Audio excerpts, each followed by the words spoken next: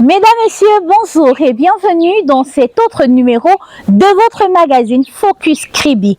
Aujourd'hui, nous parlons de l'ouverture du SAEDEL, Salon des acteurs économiques du développement local. Nous parlons également de Kribi, cette cité balnéaire qui subit des transformations depuis quelques années. Nous allons pour terminer avoir comme invité Edouard Ewunge. Il est écrivain.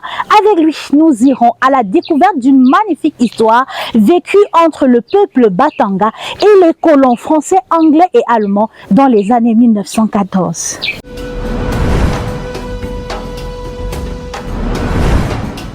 Le SAEDEL, Salon économique des acteurs du développement local, a ouvert ses portes officiellement ce lundi 5 décembre 2022 à Kribi.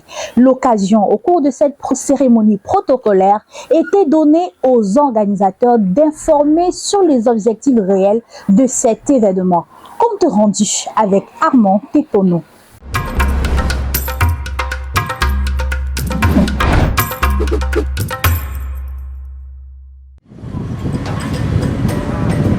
Il va falloir s'y faire. Un nouveau salon voit le jour au Cameroun. Le SAEDEL n'est pas encore ancré dans les mémoires, mais son promoteur se veut optimiste. Le salon des acteurs économiques et du développement local sera l'instrument par excellence au service des communautés décentralisées. Le salon des acteurs économiques et du développement local, en abrégé SAEDEL, comme tout projet, vient résoudre le problème de l'attractivité de nos territoires et celui de la création d'emplois au profit des populations locales. C'est une plateforme qui se veut inclusive et servira de médiation entre les acteurs, à savoir l'État, les collectivités locales décentralisées, les partenaires au développement, les populations et les médias. Patrice Asiga Eyene vend ainsi le nouveau-né à l'occasion de la cérémonie officielle de lancement de ce SAEDEL, première édition dans la ville de Kribi, devant un parterre d'invités de prestige, mais aussi de parfaits anonymes qui ont refusé de manquer ce rendez-vous avec l'histoire. Un rendez-vous important, pense-t-on ici, pour le rayonnement de la ville. Il me tient à cœur de transmettre les remerciements des populations de la cité balnéaire au gouvernement pour les efforts déployés pour la réussite de cette importante rencontre portée sur Kribi qui célèbre le développement local. Distingués invités, mesdames, messieurs, le SAEDEL, on l'expliquera tout à l'heure, est une cuve de réflexion pour tous les acteurs qui agissent dans le cadre de la promotion du développement des régions et des villes, ainsi que pour l'amélioration du cadre de vie des populations. En effet, c'est une occasion pour les régions et les villes du Cameroun de mettre en exergue leurs atouts, de mettre en commun leurs projets, d'échanger sur des problématiques nombreuses, malheureusement communes, et de trouver des solutions appropriées. Guy Emmanuel Sabikanda, dans le rôle de promoteur en chef de la ville de Kribi, dont il est le magistrat municipal, va par la suite écouter avec une attention particulière la prise de parole officielle du gouverneur de la région du Sud, représentant du ministre de la décentralisation et du développement local. La présence remarquable des personnalités du monde économique, les exposants à ce salon, est une preuve que le SAEDEL a sa place dans le processus de développement de notre pays.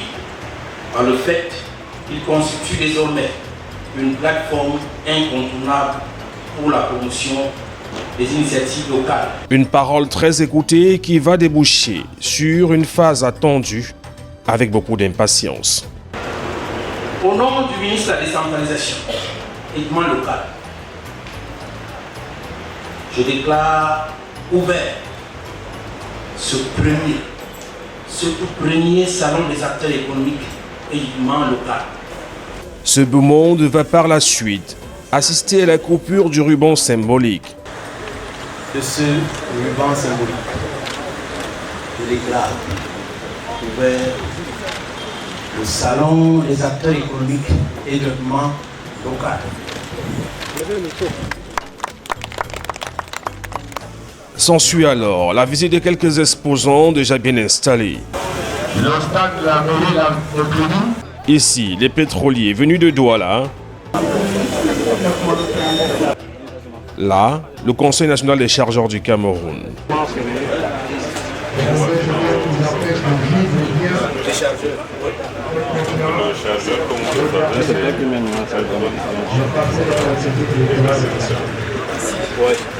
Partout où il passe, Félix Ngelengele pose des questions pour mieux comprendre le pourquoi de certaines choses.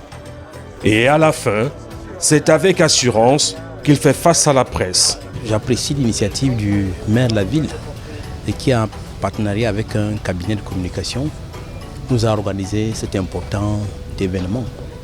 Alors, c'est un salon, une rencontre d'échange pour discuter de la problématique du développement local. Parce qu'en réalité, nous pensons que le développement local doit être impulsé depuis la base. L'État central apportant l'apport nécessaire en termes de ressources. Donc pour nous, le fait qu'on ait tenu la première édition de ce salon ici à Kribi est de bon augure pour la ville de Kribi, qui se positionne comme un hub économique du Cameroun. Kribi a tous les atouts. Alors, à l'occasion de ce salon, nous avons identifié ceux qui sont les acteurs afin de les mobiliser. Les acteurs qui vont servir à impulser le développement local. Et au cours de ce salon, on fera le tour des potentialités de la région du Sud et la ville de Kribi en particulier. Parce que c'est par l'ingéniosité, la détermination et l'engagement des élus locaux que nous aurons des territoires développés. Il faut apprécier le Cameroun des régions. Le Cameroun ne se limite pas à Douala et à Yaoundé. Je dois même dire que pour les jeunes qui nous écoutent, que la qualité de la vie, c'est dans les territoires. Et il faut faire en sorte que tout ce que les jeunes trouvent comme commodité en ville, notamment dans nos mégalopoles, toutes ces commodités, on puisse les avoir également dans les territoires. Et je crois que le maire est dans cette dynamique avec ses partenaires. Il faut trouver des ressources alternatives, en dehors des ressources transférées, qui puissent permettre aux collectivités territoriales décentralisées, aux régions, aux communes, d'offrir aux populations qui vivent dans les territoires toutes les commodités de la vie moderne, tous les aspects du progrès économique et social. Le SAEDEL est bel et bien lancé et désormais, les visiteurs d'aujourd'hui et les investisseurs de demain ont la possibilité de venir sur place pour saisir l'ensemble des opportunités qui s'offrent à eux.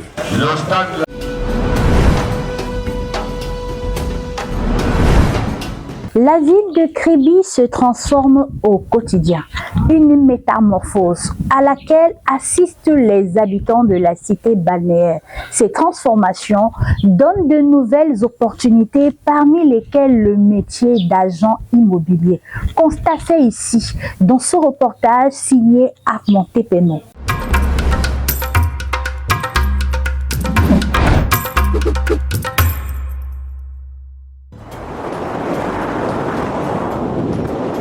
L'État du Cameroun l'a pensé comme une ville du futur. Kribi aujourd'hui se donne les moyens de voir les choses en grand. Sa proximité avec le poumon économique de l'Afrique centrale, Douala, mais surtout son ouverture sur le monde via l'océan Atlantique sont autant d'arguments qui font de Kribi une ville attractive, ouverte à tous les possibles. Kribi, avec le port, l'avènement du port en eau profonde de Kribi, qui est une première au niveau d'Afrique centrale, qui peut desservir la Guinée équatoriale jusqu'au Congo, au Gabon, partout, en Afrique centrale, le Cameroun même qui est assez grand. Donc des investisseurs peuvent s'installer, des sociétés de transit qui s'installent, qui ont des grands espaces qui sont encore disponibles au niveau du port, des terrains qui sont encore moins chers pour monter des entrepôts, acheter des espaces pour installer des entreprises. Vous savez que la zone portuaire est étalée sur 26 000 hectares, donc déjà il y a des concessions que des sociétés arrivent à obtenir auprès du PAC, le port en eau profonde de Kribi, et chez des particuliers pour s'offrir des espaces pour s'installer. Donc tout est encore ouvert, tout est pour des jours à venir, vraiment l'avenir c'est Kribi. Nous avons le gaz, nous avons le fer de l'Olabé qu'on appelle à l'Obé, la Chine est là pour l'exploiter, pour l'extraire et transformer. On a le gaz, là, comme j'ai dit, la centrale à gaz qui est là, des brasseries qui vont venir transformer. En fait, tout est, c'est pour l'avenir en fait. Kribi, Douala, étant déjà saturé, Kribi donne toute opportunité pour tout le monde, du plus bas niveau jusqu'au plus grand industriel dans tous les cas. Certaines personnes ont flairé la bonne affaire. C'est ainsi que les Camerounais des 4 coins du pays, mais pas seulement, viennent s'installer ici avec pour ambition ferme de développer leurs business respectifs. Un tour dans la ville donne à voir les changements radicaux qui s'opèrent sous les yeux admiratifs des visiteurs que nous sommes. Des changements qui sont la résultante d'un boom démographique évident qui entraîne de facto des investissements importants dans le secteur de l'immobilier. Le secteur de l'immobilier n'est pas en reste. Il y a un boom de construction immobilière dans notre ville, car l'accès au foncier est ouvert. En bref, la ville de Kribi est ouverte aux investissements, de toutes sortes, de toute nature. Fort de ce constat, tous les ingrédients sont réunis pour que des partenariats gagnants-gagnants se nouent dans le cadre de l'amélioration des conditions de vie des populations et du développement économique de notre ville. Dans cette perspective, le rôle des CTD, entendez par là collectivités territoriales décentralisées, c'est d'accompagner les entreprises qui souhaitent s'installer et s'engager dans des partenariats productifs pour l'éclosion de nos villes et de nos régions. Et la ville est vraiment nouvelle, on peut appeler ça ainsi. Elle est nouvelle, tout est ouvert. Et encore, c'est pas saturé. Tout le monde peut encore trouver son compte. Comme dans le domaine immobilier, on peut encore trouver un terrain à 5 000 francs le mètre carré, qu'on peut acheter aujourd'hui, peut-être le revendre plus de 10 ans plus tard. Les opportunités comme des sociétés qui peuvent se greffer au niveau du port, parce que tout le monde veut travailler au niveau du port, alors qu'il y a des sociétés, des jeunes peuvent trouver des emplois au niveau des sociétés qui sont greffées au port, des sociétés parallèles, des industries qui s'installent, des activités économiques, le marché, tout est vaste encore, il y a tout à exploiter. Des jeunes du Kribi ont donc là des opportunités nouvelles à saisir et de toute évidence, certains l'ont compris et bien compris. Le terme qu'on emploie pour le moment, qui est encore facilitateur immobilier, ce métier nourrit son homme au niveau de Kribi en ce moment, parce que Kribi a beaucoup d'attractions au niveau de tout le Cameroun qui s'installe à ce moment. Kribi est en train de recevoir du monde, qui vient de la diaspora, de Yaoundé, de Douala, qui sont en train de venir s'installer dans la ville. Il y a un réel changement depuis 5 ans quand même qu'on observe dans la ville. Donc l'agent immobilier, ça marche, ça tourne. Une nouvelle niche donc pour ceux et celles qui voudraient franchir le pas, mais un domaine qui demande intégrité et sérieux lorsqu'on a pour ambition de s'inscrire dans la durée.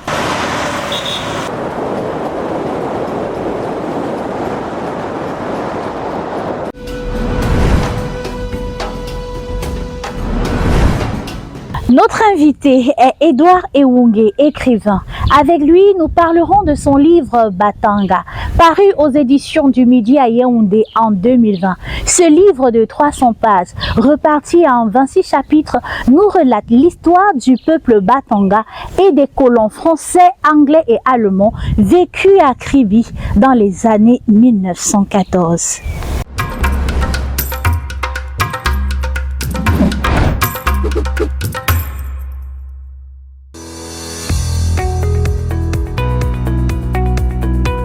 J'ai été invité au SAEDEL, le Salon des acteurs économiques de développement local, pour parler de ce très très bel ouvrage, Batanga, qui a été publié aux éditions de Midi à Yaoundé en 2020. Alors, c'est quoi Batanga?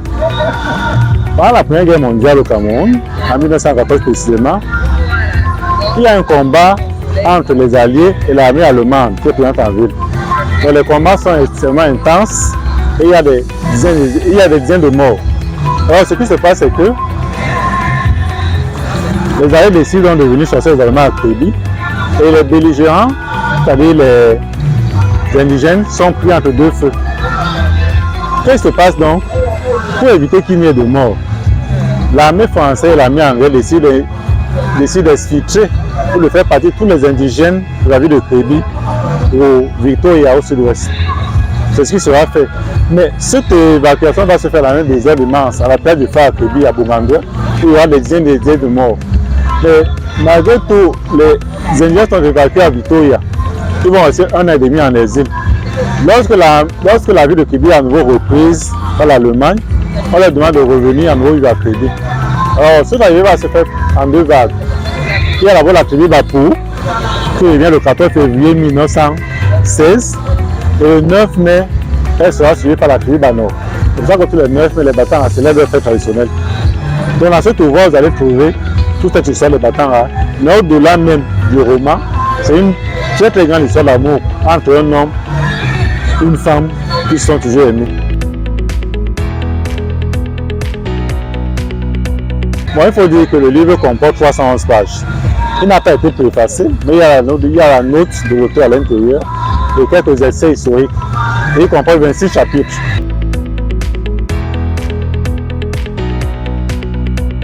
Justement parce que je me suis dit qu'il y a une histoire qui s'est passée à Kribi pendant la Première Guerre mondiale, elle n'a jamais été relatée, elle n'a jamais été racontée quelque part. Donc j'ai fait le tour des bibliothèques et des lieux d'édition, notamment à la Yaoundé, mais je n'ai pas trouvé cette histoire quelque part.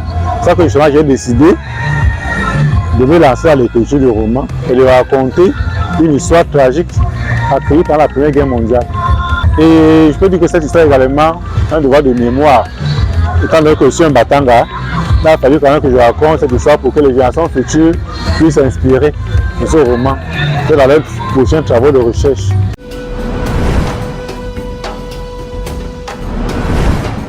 C'est ici, au complexe Le Point Vert, au quartier Mpala à Kribi, derrière l'évêché, que s'achève cette autre édition de votre magazine Focus Kribi.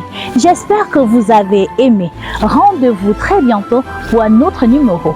D'ici à là, portez-vous bien.